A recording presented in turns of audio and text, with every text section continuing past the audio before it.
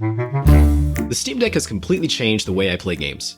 I don't always have hours to sit and play a game, and that's truly where it shines the most. It's one of the many conveniences of handheld gaming. Sometimes it's a quick run while coffee brews, or even around while the microwave counts down. Oh, Jesus. Hell, sometimes it's a level or two during a Zoom call bathroom break. Yeah, that's a good idea. This stays between us. Anyways, it's in those little pockets of time that the right game can make all the difference. So with that in mind... Hey buds, good to see you. Here are 15 games that...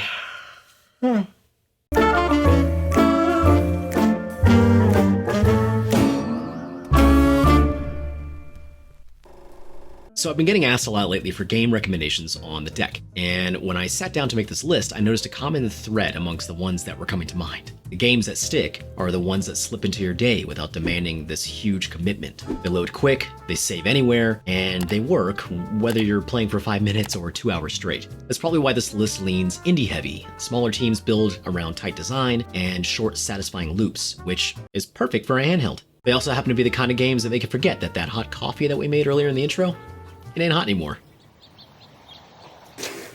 Now, while this list is about the Steam Deck, I would imagine that these games will probably run on any handheld PC. I don't own any of the other ones. However, should any fine manufacturers wish to support this ongoing handheld initiative, I'm available for partnership discussions. My inbox is open. I split this list into 3 groups: the quick pick up and play runs, the task-driven ones, and the punishing challenges. So with that in mind, let's start with the ones that will absolutely wreck your sense of time management.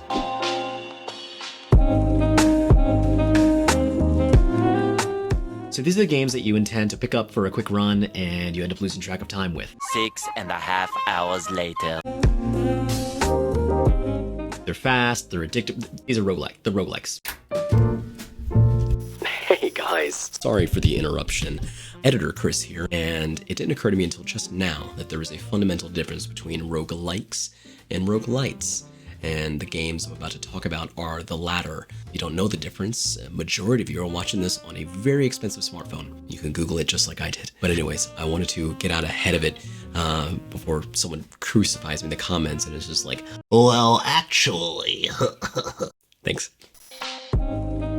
Balatro is a roguelike deck builder that looks like a simple poker game, but it will literally eat your life alive. It was a contender for the 2024 Game of the Year, and for what's essentially a card game, that's incredible. You're stacking busted poker hands, piling on multipliers, and watching runs spiral into chaos. It's the only game on this list that everyone at my office plays, and for good reason. On the deck, it's perfect for short runs, quick commutes, and I have played it so much that I see that damn Joker in my dreams.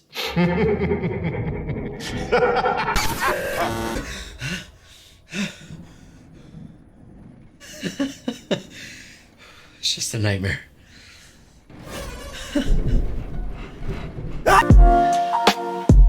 Few games make dying feel this good. Every swing, roll, and parry in Dead Cells has a precision that feels borderline addictive. Combat feels snappy, deliberate, and deeply satisfying. Procedural levels keep things unpredictable, but without ever feeling unfair, and the weapon variety makes every run feel like a little science experiment in chaos. The 2D art and particle effects look incredible on the deck screen, and the load times are short enough to make just one more run incredibly easy. It's slick, it's punishing, and it somehow still convinces you that maybe this will be the run where you don't die in the first 5 minutes. Hades doesn't just redefine the roguelike, it makes dying part of the story. Every failed escaped attempt adds new dialogue, new relationships, and new reasons to go again. The combat is lightning fast and incredibly tactile, and on the deck, it's flawless. Quick loads, smooth performance, and controls that feel made for handheld. The characters are great, art's outstanding, the game's a knockout, man. And if you're not into roguelikes, this is the roguelike that made me like roguelikes. Props to whoever can tell me how many times I've said roguelikes in this video so far. That last one counts. Hotline Miami 1 and 2 are brutal, neon-soaked chaos. Kick down doors, improvise with whatever weapon you find, and try to survive the split-second gunfights. It's as much puzzle as it is action. And on the deck, it's dangerously easy to fall into the just one more try trap. Combat's super snappy, load times are really fast, and it's got a sick synthwave soundtrack. I played these way back in the day on the Vita, and unlike that poor lady in The Last of Us Part 2, I was able to enjoy them without getting shanked.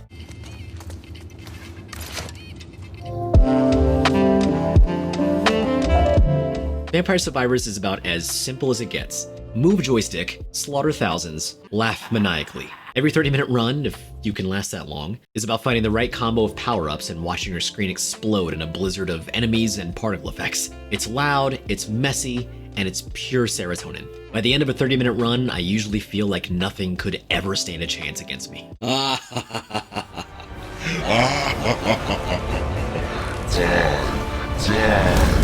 Dude, what is wrong with you? Sorry.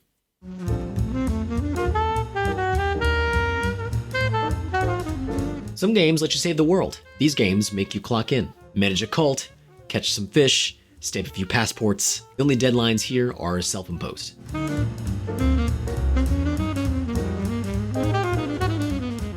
Dave the Diver somehow makes spearfishing and restaurant management seem like they were always meant to go together. By day, you're exploring a gorgeous, ever-changing ocean, chasing fish, and discovering hidden ruins. By night, you're serving those same fish at a sushi bar that somehow never slows down. It shouldn't work, but it does. Every dive and dinner rush feels like part of the same loop. On the deck, it's even better. Easy to jump into for a quick dive or to lose an entire evening without realizing it. And if you thought that the game stopped at restaurant management, think again. The game is constantly throwing more things on your plate, and you never run out of things to do.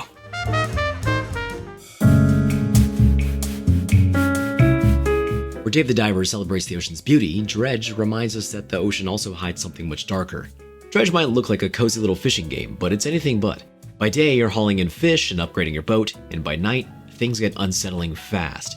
The slow burn of dread paired with the bite-sized gameplay loop makes it perfect for handheld sessions. It looks great, it runs well, it's the yin to Dave the Diver's yang.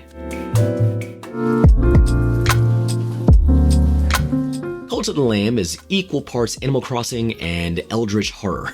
You're running a cute little village, except your villagers worship you as their dark overlord. It's dangerously easy to fall into the loop of recruiting followers, building shrines, and then hopping into dungeon runs to keep it all afloat. It's the only game where decorating a farm and performing a sacrificial ritual share the same to-do list, and somehow it all feels perfect in handheld form. Papers, Please turns you into a border inspector, which kind of sounds like the most boring job in the world. Until you realize the monotony hides a gripping story about a country on the brink. As you check passports, the bigger picture slowly unravels. Rebels, spies, families desperate to reunite. A sharp eye and attention to detail are the only way to make it through the grind and see the story unfold. On the deck, it's a perfect fit. Short work days, easy to pick up, and just the right amount of stress to keep you hooked. You'll never look at your passport the same way ever again.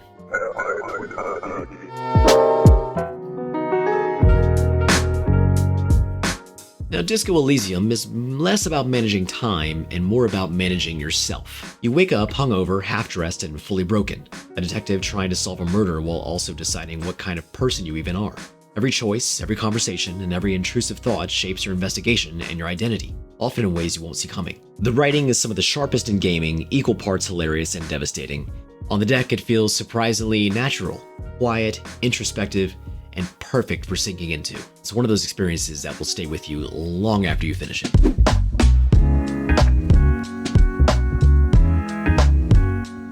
Now, these are the games that exist just to make you suffer. They'll test your patience, your reflexes, maybe even a little bit of your sanity.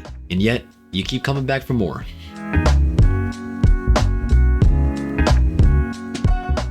Now, Celeste looks like a simple pixel platformer, but don't let its looks fool you. This one will test your patience and your thumbs. You're physically and metaphorically climbing a mountain. Every screen is a brutal little puzzle of spikes, dashes, and perfect timing, but every failure feels like progress as you inch closer to the top. On the deck, it's the kind of game you can pick up for a few tries, set down, and come back to later without missing a beat. What makes it special, though, is the story woven through all that challenge, about climbing through anxiety and self-doubt as much as rocks and ice. It's tough, it's beautiful, and it hits way harder than you might expect. I played this one on the Switch, the Xbox, the PS5, the Switch 2, the deck. I've died thousands of times. I just love this game. Cuphead is a gorgeous hand-drawn nightmare dressed up as a 1930s cartoon. Behind the jazzy soundtrack and vintage animation is a boss rush that will absolutely wreck you if your timing's off by even a fraction of a second. Every death reveals a little timeline with flags marking each phase of the fight, and while it's soul-crushing to see you died at the last flag, it's also the perfect motivation to dive back in. On the deck, it feels great to tackle one boss at a time, but don't let the cutesy art style fool you. This one has teeth. Sifu is part kung fu movie and all about precision. Every punch, kick, and parry has weight, and the catch is that every time you die, your character ages, trading speed for power as the years pile on. It's brutally unforgiving at first, but the more you play, the more it feels like you're actually learning martial arts, one mistake at a time. By the time you finally clear a stage, you don't just feel like you beat the game, you really feel like you earned it. Ninja Gaiden Ragebound takes the series' reputation for brutal difficulty and just turns it up a notch. Combat is lightning fast and absolutely punishes sloppy inputs. Every dodge, strike, and combo has to be razor sharp. It's the kind of game that will humble you in minutes, but slowly mastering its systems is ridiculously satisfying. Ragebound doesn't just demand skill, it demands patience, and when it finally clicks, it's one of the most rewarding action experiences out there. This one kind of came out of nowhere a couple of months ago, and I'm really glad that I picked it up. It's sick. Now, Hollow Knight Silksong has been one of the most anticipated indie games, maybe, of all time, and it doesn't disappoint. You play as Hornet this time around, darting through stunning new environments with faster, more acrobatic movement than the original. Combat's fluid, exploration's massive. On the deck, it's a dream, perfect for knocking out a new area on your commute or getting lost in for hours on the couch. It's brutal, it's beautiful, and let's be honest, you knew this was going to be on the list.